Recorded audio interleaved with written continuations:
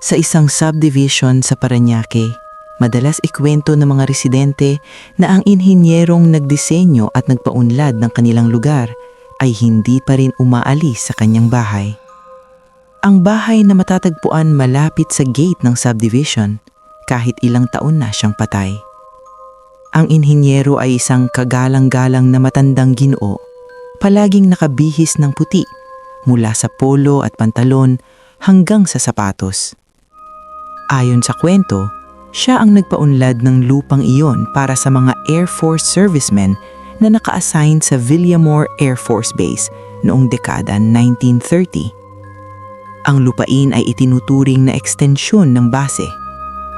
Malaki ang kanyang plano, magdisenyo ng magkakahawig na mga bahay para sa mga pamilya ng mga airmen, ilang hakbang lamang ang layo mula sa base.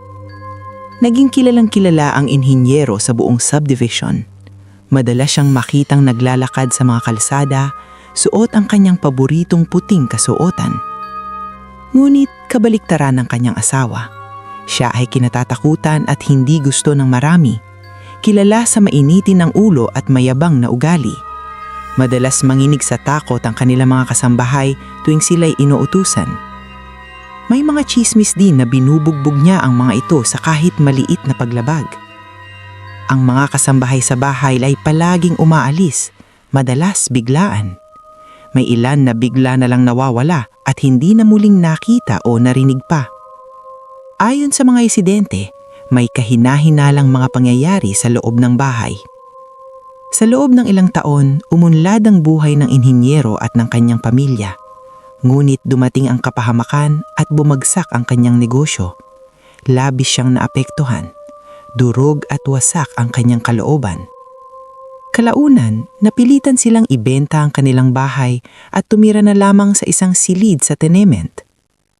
Ang matinding pagbagsak ng kanilang kabuhayan ay sumira sa katinoan ng inhinyero. Sa bigat ng kanyang dinadala, tumalon siya mula sa itaas na palapag ng tenement at bumagsak ang ulo sa sementadong daan. Makalipas ang ilang taon mula nang siya'y mamatay, maraming residente ang nagsabing nakita siya sa loob ng subdivision, nakasuot pa rin ng puti, naglalakad at tila minamasdan ang dati niyang nasasakupan. Unti-unti ang kanyang kwento ay naging alamat. Ipinapasa ito mula sa isang henerasyon patungo sa susunod kung paano siya namatay, bakit siya namatay at ang kalupitan ng kanyang asawa. Siya ang resident ghost ng lugar. Madalas daw siyang makita bilang ulong putol na anyo, nakasuot ng puti. Nakikita siya sa dati niyang bahay. Maging ang mga tricycle driver na nakaparada sa likod ng bahay ay naguulat na nakita nila ang matandang lalaki. Minsan, ang mga bagong may-ari ng bahay ay nakakakita ng aparisyon na nakatayo sa terasa ng dating kwarto ng inhinyero. Nagpapakita rin ang multo sa mga bisita ng bahay. Marami ang nakakaramdam ng matinding hindi komportable, lalo na sa banyo kung saan pakiramdam nila ay may nakamasid sa kanila. Karamihan ay hirap matulog. Pakiramdam nila ay may nakadungaw sa kanila habang sila'y nakahiga. Dahil dito, ang bahay ay paulit-ulit na naibebenta, palipat-lipat ng may-ari. Isang araw, nagpasya ang mga bagong may-ari na ipa-renovate ang basement. Habang naguhukay ang mga construction worker, nakita silang tila libingan. Nang hukayin pa, mga buto ang kanilang natagpuan. Mga butong tila pangtao.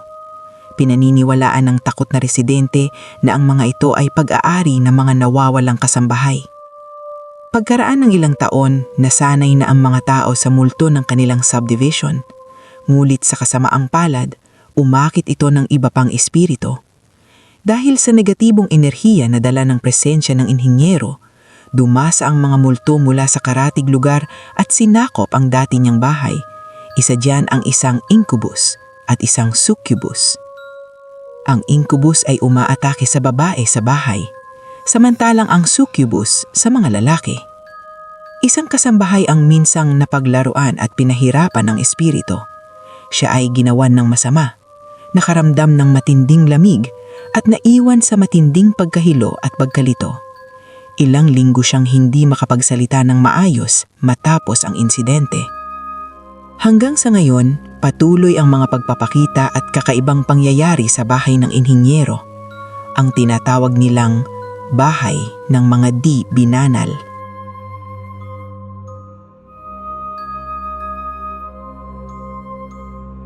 Kung may pakiramdam kang may nanonood sa'yo habang pinapakinggan mo ito, baka hindi lang imahinasyon ang dahilan.